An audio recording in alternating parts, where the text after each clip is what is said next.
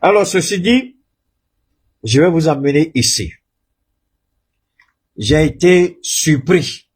On va commencer avec le Sénégal. J'ai été surpris de voir ceci. Ça m'a étonné que cela puisse être de la part d'un pays que, je ne sais pas, permettez-moi de voir si je suis, permettez-moi, je suis en train de chercher la partie. Oh là là. Alors là, je vais revenir ici alors. Je vais revenir ici. Je vais revenir ici rapidement et puis on va regarder ensemble. Oui, elle est là, la dame, mais je vais essayer de remonter. Remonter un peu. Je vais remonter pour faire lire. Parce que cet élément-là,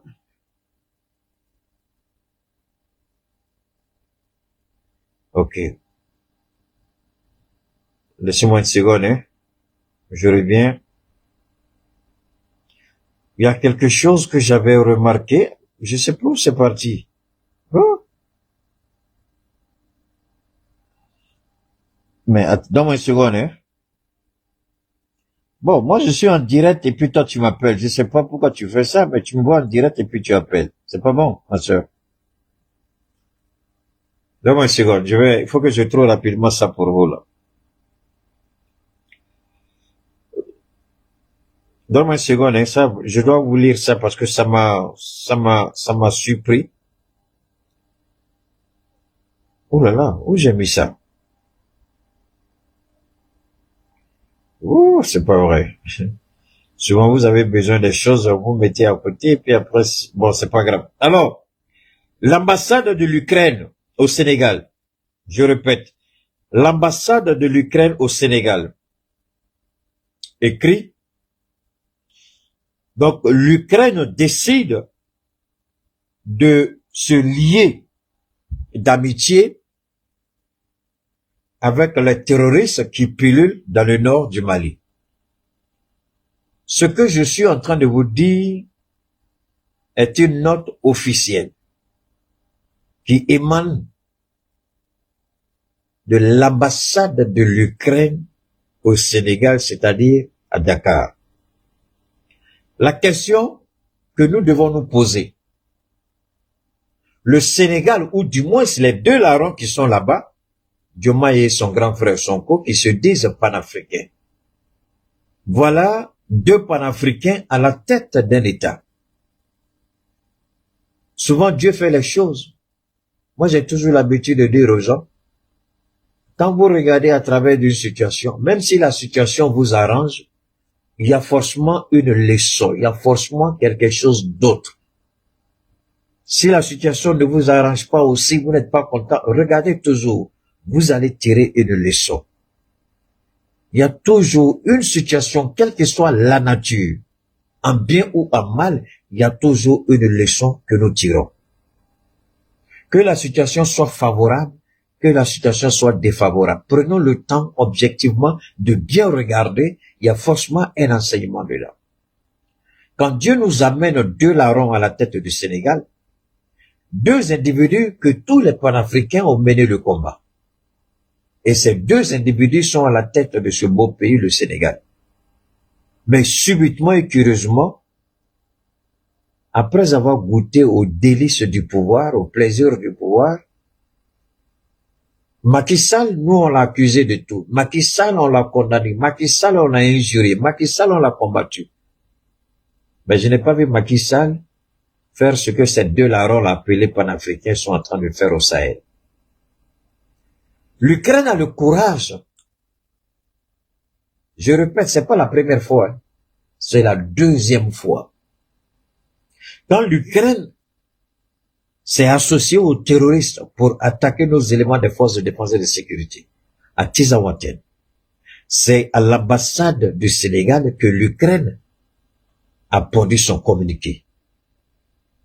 On n'a pas vu les autorités sénégalaises interpeller l'ambassade du Sénégal. On ne l'a pas vu. Voilà la deuxième fois que le même pays, le même Ukraine, sinon l'Ukraine c'est là où je sais pas, choisissez ce que vous voulez, laissez-moi tranquille, il décide encore de pondre un autre communiqué pour dire que l'Ukraine va accompagner les rebelles terroristes dans le nord du Mali.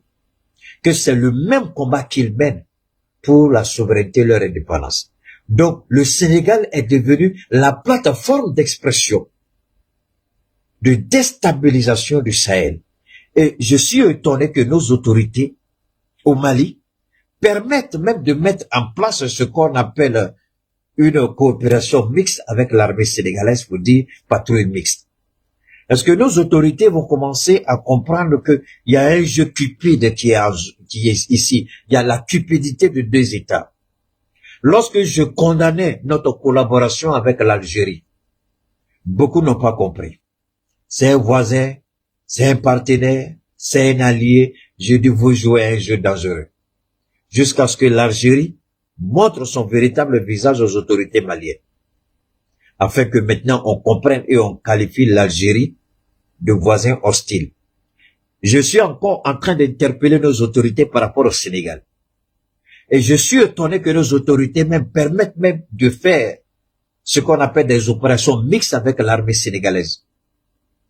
Mais c'est ce sont ces mêmes autorités sénégalaises qui hébergent l'Ukraine. L'Ukraine qui a tué nos soldats à Tizawaten.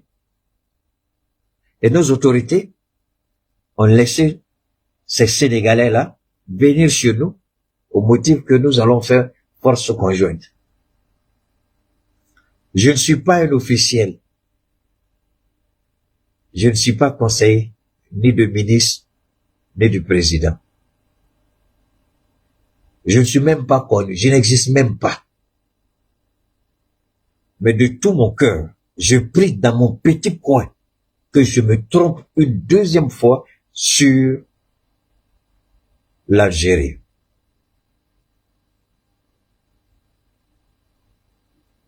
J'ai souhaité me tromper sur l'Algérie, mais je ne me suis pas trompé. Les faits m'ont donné raison. J'interpelle encore nos autorités au Mali. Le Sénégal joue à un jeu dangereux. Et nous, on fait comme il n'y a rien.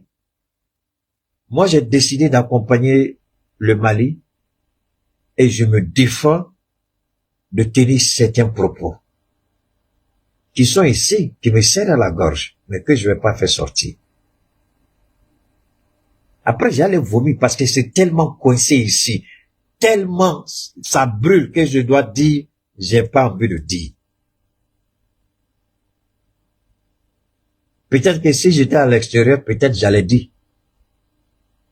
Parce que si je dis, et qu'on m'appelle demain, je serai seul, ma famille est là, mon fils est là. Moi, je ne peux pas dire. Je suis pas content de ce qui se passe à le Sénégal. Est-ce que ce que je suis en train de vous dire, là, le ministre Abdoulaye Diop n'est pas au courant? Il est au courant.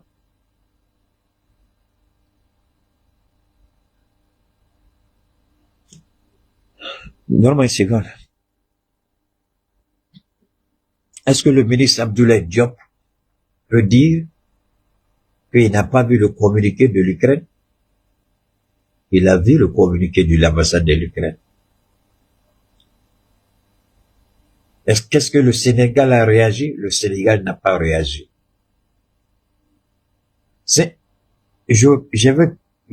Merde. Donne-moi une seconde. Ça me fait mal, je retrouve pas ça ici. Ça me gêne beaucoup. Parce que je voulais lire ce document-là pour vous. Je cherche le document, je n'arrive pas à retrouver. Ça me fait mal. Pourtant, je l'avais bien sauvegardé.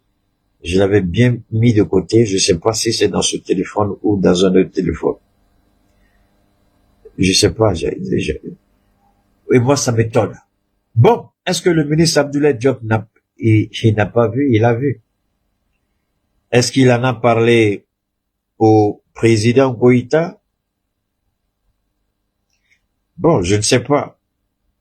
Il appartient. Je suis en train de voir si je peux retrouver le communiqué de l'Ukraine.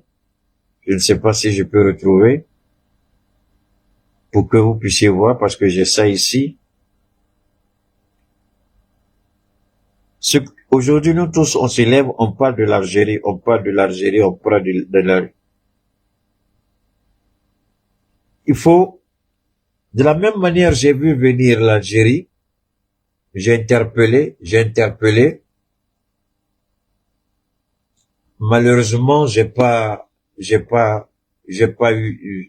été écouté. Ça peut se comprendre et je ne suis pas une autorité. Nous c'est compris, mais seulement il faut juste remarquer, quoi, les gens auxquels tu appelles souvent, c'est que je suis en direct. D'accord? C'est tout. Y a pas de problème. Il faut, ce que je dis, je le dis, je le répète, je suis en Chine. Alors, ce que je dis, je prie Dieu que je me trompe. Je prie Dieu que je me trompe. C'est tout. Je prie Dieu que je me trompe. Parce que ça fait 2 fois que l'Ukraine pond le même communiqué à partir du Sénégal. Et j'ai été étonné que les autorités sénégalaises, c'est quel genre de diplomatie, je ne sais pas. Le Mali est un voisin, le Mali est un allié. Si le Sénégal croit que la déstabilisation du Mali va l'arranger, le Sénégal se trompe. Si le Sénégal croit que créer le chaos à la frontière du Mali et l'Algérie va aider le Sénégal se trompe. L'Ukraine que nous appelons État terroriste, le Mali, l'AES, nous qualifions l'Ukraine d'État terroriste. C'est cet État terroriste qui, à partir d'un pays africain, est-ce que vous pouvez imaginer en Europe, au sein de l'espace Schengen, au sein de la communauté européenne, au sein de l'Union européenne, vous croyez qu'il y a un seul pays qui va sortir et puis dire, je prête main forte à la Russie pour frapper l'Ukraine? La CEDEAO n'a pas parlé. L'Union africaine n'a pas parlé.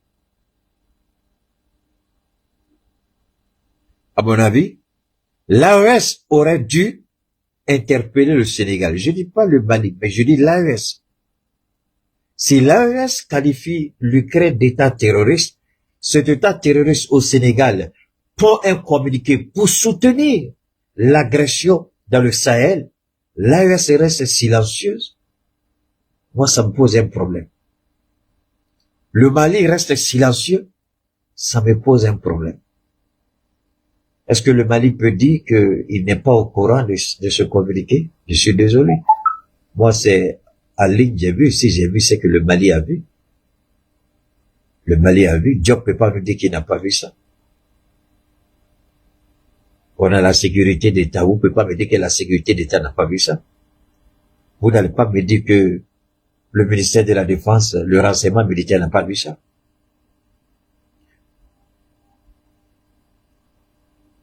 Et ce qui me tue, on nous dit communication. C'est pourquoi la dernière fois, quand j'ai vu le communiqué du Conseil des ministres, où j'ai vu que le ministre de la Communication a présenté, je sais pas moi, un projet de mission pour aller assister à quelque chose aux États-Unis. J'ai dit, Allah. C'est pourquoi je vous ai dit, j'ai bien le communiqué du Conseil des ministres, j'ai pas parlé, je me suis tué. Voilà la question que je pose toujours au président Smith Goïta. Vous savez, quand par exemple, c'est difficile de parler, c'est difficile. Je vous dis très souvent que il y a certaines personnes, il y a certains magistrats, ou des officiers de la police judiciaire, qui sont chargés de faire des enquêtes, des investigations, de mener des interrogations, tout ça et autres. Vous n'allez pas dire tous, mais il y a quelques rares personnes qui souvent ont la manie de manipuler la loi pour servir un dessein inavoué. Donc forcément vous faire porter un chapeau, c'est-à-dire une accusation qui n'a jamais effleuré, même qui n'a jamais été votre intention. C'est pourquoi quand vous parlez, faites beaucoup attention. aux propos que vous tenez. Mais souvent, vous voyez des choses, ça vous blesse, vous posez la question, qu'est-ce qui ne va pas? Quel est le problème? Qu'est-ce qui ne va pas? Comment je regarde cette attitude du Sénégal? Et je regarde l'ERTM, il n'y a pas de garçon pour dire, ça, on peut en faire un débat. Tout le monde se tait. Quand je regarde le ministère de la Communication, ils sont prêts à aller à des missions. Mais il n'y a aucune stratégie pour accompagner la transition malienne. La dernière fois, je vous ai dit, quand j'ai parlé, ils sont sortis avec un communiqué. Le président nous a instruits pour faire. Depuis ils ont parlé là, vous avez vu quoi? Depuis le communiqué a été pondu jusqu'à aujourd'hui, vous avez vu quoi? Quand vous regardez ça, très souvent, vous êtes remonté. Mais vous êtes obligé de vous contrôler, de mettre balle à terre et puis continuer. Ce qui fait que souvent, je dis aux gens, très souvent, je suis arrivé à un point où, à faire de Mali, même souvent, à mettre ma bouche dedans, je n'ai même plus envie. Je n'ai même plus envie. C'est-à-dire, il y a tellement de sujets au sein de l'AES et la Côte d'Ivoire, là, tous les jours que Dieu fait, il y a un sujet. Mais il y a des gens qui se plaignent, pourquoi je parle pas du Mali? Mais je peux pas passer ma vie à parler, mais il y a des choses qui sont tellement évidentes. Ça sert à quoi que le ministre de la Communication soit rappelé face à ses obligations? Mais attention, qu'est-ce qu'il y a, qu'est-ce qu'il n'y a pas? Il n'y a aucune stratégie qui accompagne. Qu'est-ce que vous faites? Ils nous ont dit que le Mali a été choisi pour élaborer une stratégie de la communication de l'AES. Jusqu'à aujourd'hui, on en attend. Mais pourtant, le monde ne s'est pas arrêté. Le monde continue d'avancer. Les agressions continuent. La guerre de la communication, on est en plein dedans. Ils se sont pas arrêtés pour nous attaquer, pour dire, comme ils sont en train de réfléchir, on va attendre. Quand ils seront prêts, on va commencer. Non, eux nous allument et puis ils continuent. Comment vous pouvez imaginer, depuis la période où on dit, on a arrêté l'ossature d'une communication offensive de l'AES, jusqu'à aujourd'hui, les résultats. Parce que là, et l'AES, la Côte d'Ivoire est en train de donner des sujets. Tous les jours que Dieu fait, l'AES a des sujets. Alassane Ouattara nous donne des sujets de débat. Mais vous voyez qui? Personne. Je remercie le Burkina qui fait vraiment beaucoup d'efforts pour mener des débats. Mais regardez, notre ministre de la Communication, il y a une communication pour aller aux États-Unis, ça on l'a compris. Mais là, l'Ukraine, là, fait quelque chose au Sénégal. Nous, on n'a pas dit d'insulter le Sénégal comme nous, mais nous, on dit de faire des débats. Faire des débats constructifs. Quand les Maliens voient ça, ils savent pas. Moi, j'ai toujours dit, l'erreur, on dit, la nature a horreur du vide. Si vous ne communiquez pas, les gens vont aller s'informer n'importe comment. Malheureusement, souvent, les informations données, très souvent, c'est donné avec émotion. Il y a des paroles qui sortent et il y a des gens qui n'attendent que ça. Vous manipulez l'opinion publique. Et ça, c'est l'expression qu'ils aiment. Manipulation de l'opinion. On dit vous manipulez. Alors que de toute votre petite vie, vous n'avez jamais pensé de toute votre existence. Manipuler l'opinion, pourquoi? Pour atteindre quel but? Quel objectif? Mais c'est dans la frustration parce que vous êtes émotionnellement blessé. Vous voyez quelque chose, ça vous touche tellement que souvent les mots vous échappent. Mais est-ce que c'est compliqué pour qu'un ministre de la Communication puisse s'asseoir et dire à son président ou à son premier ministre, honnêtement, c'est compliqué. Moi, si vous pouvez, franchement, moi, je rends le tablier, je peux pas. Bon. Comme nous, on a beaucoup de sujets pour aller ailleurs, parce que tu as parlé de ça encore, on dit cybercriminalité, on m'a dit tu as fait ceci, on m'a dit tu as fait cela, on m'a dit tu as voulu manipuler, on va t'accuser de tous les trucs, donc, mieux vaut te taire, et puis, parler d'autres choses. Sinon, voilà ce que le Sénégal fait à la porte du Mali. Mais il n'y a pas un journaliste. Qu'est-ce qui accompagne la transition? Voilà ça. C'est ça qu'on appelle communication offensive. Quand vous voyez un voisin gênant qui héberge un État terroriste qui tente de vous déstabiliser, et que votre sécurité nationale est mise à mal, et que vos soldats meurent par la faute de cet État terroriste, qui trouve refuge dans un pays qui se dit un voisin du Mali, je suis désolé. En quoi est-ce que le Sénégal ici est un bon voisin pour nous? Quand le Sénégal cautionne les actions de l'Ukraine dans le Sahel. On ne dit rien. On regarde. Et il n'y a pas un journaliste payé avec notre argent. Et les gens n'aiment pas l'expression quand je dis ça. Mais est-ce que c'est faux? C'est notre argent qui paye leur salaire. On dit je parle mal. Même si c'est vrai, on dit de ne pas dire. Ah, bon. Je laisse tomber. Bon, moi j'ai dit pour moi, hein, je suis parti. Alors, Ouattara, là au moins, hein, Ouattara, on n'a pas de problème. C'est pas ça? Allez-y, hein, Ouattara. Alors, la France décide de lâcher la bombe. Malgré les mensonges d'Emmanuel Macron. On va revenir. Malgré les bêtises d'Emmanuel Macron. Je vais revenir sur un élément de Chris Yapi. Permettez-moi. Je vais revenir sur une enquête de Chris Yapi rapidement. Et puis, permettez-moi, hein, rapidement, il peut remonter. Alors, je voudrais aussi dire rapidement, on va finir le Mali en disant ceci. Monsieur le Président Assimi Goïta, comme je l'ai toujours dit, il n'est pas nécessaire pour vous de démissionner pour organiser l'élection. Le dimanche avant-hier, parce que nous sommes mardi déjà, le président gabonais, le général Oligui, c'est ça? Clotaire, a fait organiser les élections. Pendant qu'il était au pouvoir, il a gagné à 90%, 86% de participation. Hein? Et lui, il a gagné à 90%. Qui peut sortir contre lui? Donc, Assimi Goïta, tu vois, le capitaine Dibi, le maréchal Dibi, il a organisé l'élection au pouvoir. Clotaire, il a organisé l'élection au pouvoir. Doumbia va organiser l'élection au pouvoir. Donc, aucun de nos présidents ne doit quitter le pouvoir. Et ça, là, ce sont les politiciens qui avaient menti à notre président, le pousser à commettre l'erreur. Monsieur le Président, voilà, organiser l'élection là au pouvoir. Même si c'est dans 10 ans, organiser au pouvoir. Ou bien, vous décidez de ne pas vous représenter. Et vous laissez les gens organiser. Mais vous vous retirez, dites non. Et puis vous allez être candidat, subhanallah. Revoyez votre code électoral, Monsieur le Président. C'est pas bon. C'est pas bon. Maintenant, si vous allez organiser ça, moi c'est simple. Je regarde la date et puis pouf, je vais m'asseoir au Burkina et puis je regarde comment ça se passe. Parce que je sais que il y a des gens qui sont de mauvaise foi. Faut pas se blaguer.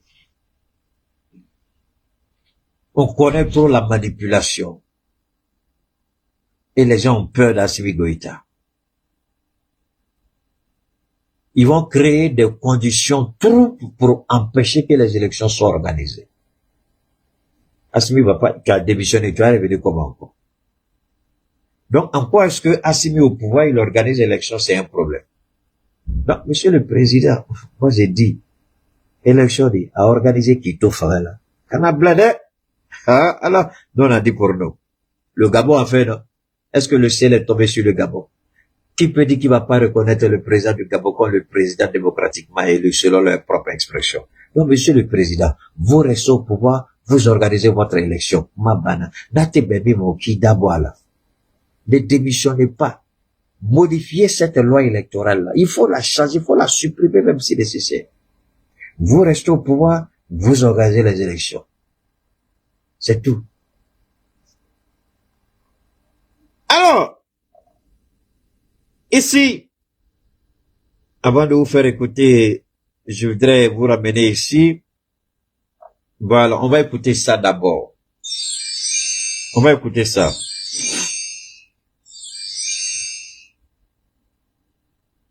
Alassane Ouattara, candidat pour un 4e mandat. La candidature de trop. Mes chers compatriotes, Uh-huh. chers amis de la Côte d'Ivoire, Uh-huh. l'année 2025 sera marquée par la tenue de l'élection présidentielle. Ce scrutin sera, encore une fois, l'occasion de confirmer la maturité politique. Je voudrais que chacun prête une oreille attentive quand le voleur parle, quand le fabulateur parle, quand le corrupteur et le corrompu parlent, quand le manipulateur et le manipulé parlent, quand l'indésirable, quand le criminel, quand l'indigne, quand l'irrespectueux parle. Chaque mot utilisé, faisons attention. Il a utilisé une petite expression ici que je souhaiterais revenir là-dessus. Écoutons. L'année 2025 sera marquée par la tenue de l'élection présidentielle. Ce scrutin sera encore une fois que cela ne vous échappe point. Encore une fois. Moi, je comprends pourquoi au Mali, les journalistes ont peur d'organiser des véritables débats. Je ne sais pas comment ils ont eu leur diplôme. Souvent, même quand tu parles avec eux-mêmes, le français qui commence à parler là, ça commence à te donner mot de tête. Puis tu dis, bon,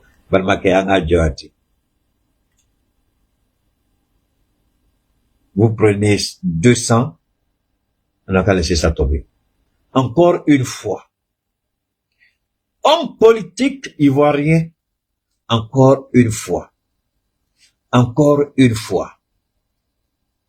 Waouh! Encore une fois. Cette seule expression suffit pour faire mon direct de ce soir. Mais n'est pas communicant qui le veut, n'est pas Keïta qui le veut, n'est pas Chekmar Keïta qui le veut. Tu peux essayer, mais tu vas te casser la tête. Tu peux essayer, tu peux te tromper, mais tu n'y arriveras jamais à la cheville de Chekmar Keïta. Encore une fois. Donc le président étale ici sa bestialité, son immoralité politique, son inconsistance politique, sa décadence et sa déchéance morale. Encore une fois, pour la première fois en Côte d'Ivoire, quelqu'un est décapité et on joue avec sa tête comme un ballon de football et dit encore une fois. On tue des Ivoiriens et dit encore une fois. On empêche des Ivoiriens à être candidats encore une fois. Donc, encore une fois, c'est ma vision qui sera appliquée. Encore une fois, c'est ma volonté qui sera faite. Encore une fois, c'est ce que je dis qui sera fait. En un mot, voilà ce que veut dire Alassane Ouattara. Petit Ouattara, je suis pas ton camarade. Malgré tes 82 ans de poussière là. Tu es nul et ridicule. Encore une fois, je vais tuer pour me maintenir au pouvoir. Encore une fois, je vais voler les élections. Encore une fois, je vais mélanger tout. Encore une fois, c'est moi. Encore une fois, c'est moi. Que cette expression ne vous échappe point. Parce qu'elle permettra de comprendre toute la philosophie du RHDP et vous amener à ce que je vais vous amener à comprendre. Pourquoi il a été lâché encore une fois.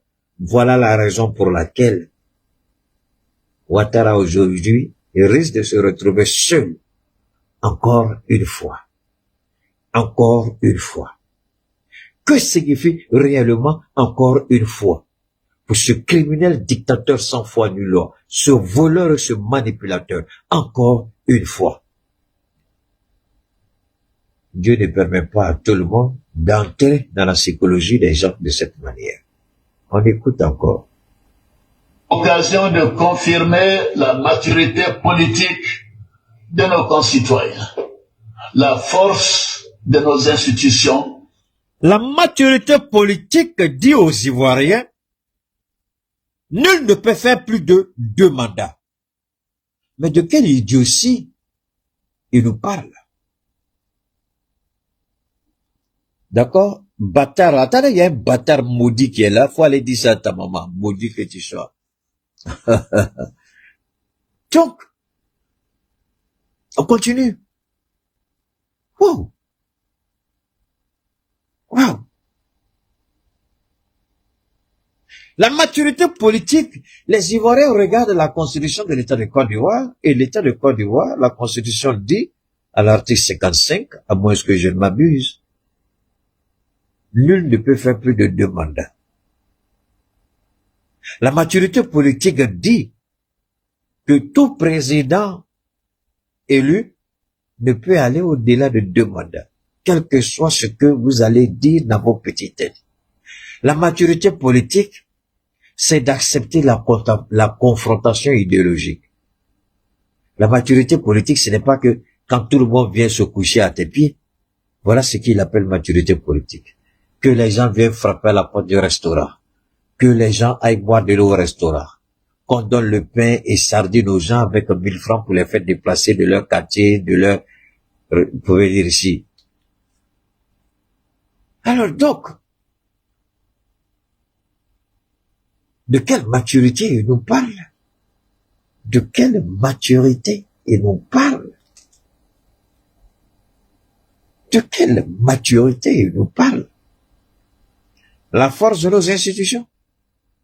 Demandez à la commission électorale indépendante de faire l'audit de la liste électorale, de permettre aux nouveaux majeurs, oh là là, ok, rapidement, on va, d'accord, on va arrêter puis reprendre en deuxième partie.